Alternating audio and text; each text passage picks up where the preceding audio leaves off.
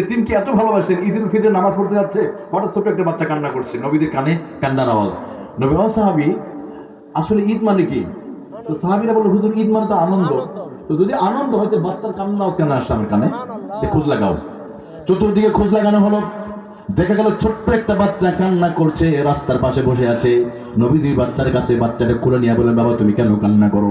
এবার ওই বাবা বলে, ওই বাচ্চাটা বলছে, আমি এতিম মানুষ, আমার মা বলেছে তুমি এতিম, তোমার বিচার দুনিয়ার কেউ করতে পারবে না। এই রাস্তা দিয়ে হয়তো এতিম নবী মুহাম্মদ রাসূলুল্লাহ যাবে। ঈদ মানে তো কান্নার আওয়াজ হতে পারে না? ঈদ মানে তো বাচ্চার কান্নার আওয়াজ কেন আসবে? আগে বাচ্চাকে খুশি, তারপর নামাজ। সুবহানাল্লাহ। আমার নবী এতিমকে এত ভালোবেসেছে, এই জন্য প্রিয় ভাইরা, এতিমের সাথে খারাপ ব্যবহার করা যাবে? সাবধান। আপনি নামাজ পড়বেন, এতিমরে ঠকাইছেন। আপনি নামাজ কেন? আপনি মক্কাতে গিয়ে সারাদিন ওই কাবার গিলাফ ধরে ঝুলাঝুলি করলে আপনার দোয়া কবুল হবে না, যদি এতিমের হক মেরে খান।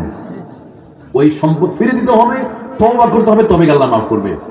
এই জন্য সাবধান, আমরা এতিমের বা আর কিছু না করুন, এতিমের টাকা যেন পেটে না, কারণ ওটা আগুন বলছে আল্লাহ, সরাসরি আগুন বলছে, ওটা টাকা না, ওটা আগুন। আগুন। আল্লাহ আমাদের বোঝার তৌফিক দান করুন, আমিন। এরপর আল্লাহ তাআলা বলেন, ওয়া আম্মাস সাইলা ফালা তানহার। আল্লাহু আকবার। এবার আল্লাহ রাব্বুল আলামিন বলেন, নবী সাবধান, আপনি ভিক্ষুকদের সাথে খারাপ আচরণ করবেন না। দেখেন কত চমৎকার আলোচনা। সমাজে এই আলোচনাগুলো সবচেয়ে বেশি দরকার, বেশি প্রয়োজন। আমার নবীকে বলা হচ্ছে, নবী সাবধান, আপনি ভিক্ষুকদের সাথে, গরিবদের সাথে খারাপ আচরণ করবেন না।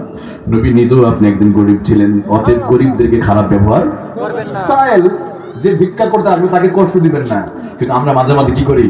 গরিবরা আসলে আমরা দরজা বন্ধ করে দেয়, ঢুকতে দেয় না। গরিবদের যদি কিছু চায় বলে মাফ করে দাও, আবার আর মাফ করে দাও, বলে না? আমি তো মাঝে মাঝে বলি, আমরা যে পরিমাণ ভিক্ষুকদের কাছে মাপ চাই, সেই পরিমাণে আল্লাহর কাছে মাপ চাই না। কথা বলছি কিনা? নবীকে আল্লাহ ধমক, নবী আপনি এই যে ভিক্ষুকদের ঠকাবেন না, ওরা যদি আসে কিছু একটু ঝোল বাড়ায় দিন।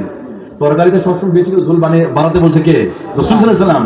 যাতে করে কোনো ভিক্ষুক আসবে, কোনো মুসাফির আসবে, তাকে একজন খাবার দেওয়া যায়। কিন্তু আহারে, আমরা এমনকি কুরবানির দিন